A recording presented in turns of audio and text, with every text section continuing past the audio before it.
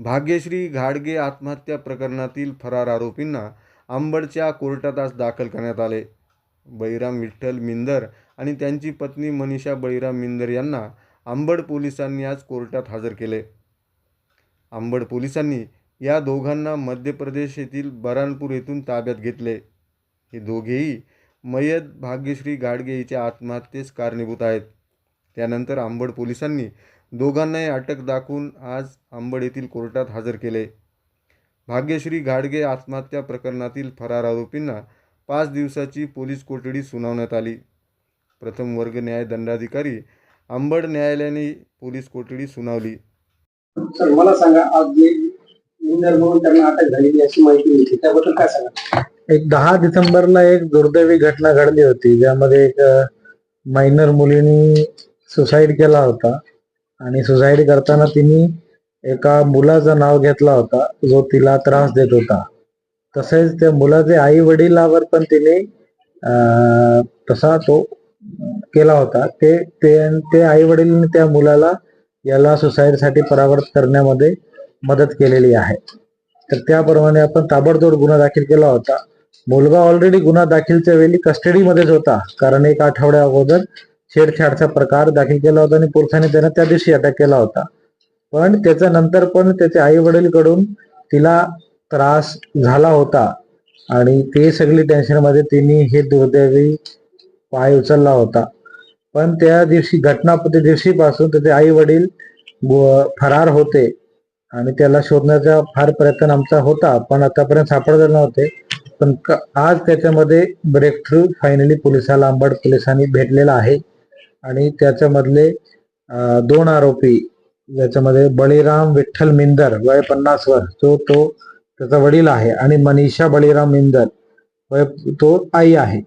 हे दोघाला मध्य प्रदेशच्या बुरहानपूर इथून आमची टीमने सकाळी ताब्यामध्ये घेतलेला आहे आणि घेऊन ते आता अंबडमध्ये आणून त्याला रीतसर अटक करण्यात आलेला आहे आणि आता त्यांना माननीय कोर्टासमोर प्रोड्यूस करून त्याची पोलीस कस्टडीची डिमांड करून आणि पुढचा तपास करण्याचा आता प्रोसिजर त्याच्यामध्ये सुरू आहे. हो, ते सगळं आता आहेच ना. आता ते सगळी तपासाचा भाग आहे. ते आम्ही काय जप्ती करायची आहे, काय मोबाईल वगैरे असू शकते किंवा कशा त्यांनी ही कशामुळे झाला, त्यांचा काही रोल होता का, मुलाला कशा सपोर्ट करत, ते सगळ्या पॉईंटच्या दिशेवर आम्ही त्यांची पोलीस कस्टडीची मागणी करणार आहोत. त्याच्यामध्ये मला सांगा की म्हणजे पोलिसांना गुप्त खबऱ्यामार्फत का पोलीस हो, म्हणजे आमचे बरेच प्रयत्न सुरू होते. ते कुठला त्याचे नातेवाईक वगैरे संपर्कात होते, ते सर्व आम्ही शोध घेत होतो आणि एक आम्हाला टीप भेटली होती त्यातून शेवटी, आणि आमचा बराच टेक्निकल अनालिसिस त्याच्यामध्ये सुरू होता. दोघांच्या मिक्स मध्ये हे आम्हाला शेवटी ब्रेक थ्रू भेटला आणि बरीच अफवा पसरत होती. इनफॅक्ट कोणी म्हणत होतं तो इकडे उठाचा शेतामध्येच लपून आहे, रात्री बेरात्री घरी पण येतो. पण ते आता बुरहानपूर वरून ज्याप्रमाणे आम्ही अटक केला आहे त्यातून हे क्लिअर होतो की तो बाहेरच होता एवढे दिवस आणि शेवटी त्याला पोलिसांनी आम्हाला यश भेटलं आहे. त्यामध्ये आज न्यायालयात हजर करणार. आज न्यायालयात हजर करणार आणि त्याची आम्ही पोलीस कस्टडीची मागणी दोघांची करणार आहे त्याच्यामध्ये आणि पुढची तपास त्याप्रमाणे करणार आहे.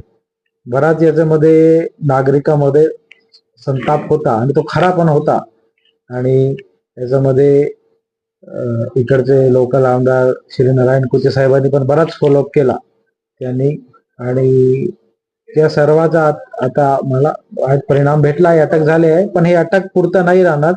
ते केसला पण कशा आम्ही लवकर चार्जशीट करून नंतर फास्ट ट्रॅक मध्ये चालवण्याचं पण माननीय न्यायालयामध्ये ऍप्लिकेशन देऊन प्रयत्न करणार आहोत, सो दॅट पीडित मुलीला आणि तिच्या कुटुंबाला लवकर न्याय याच्यामध्ये भेटला पाहिजे.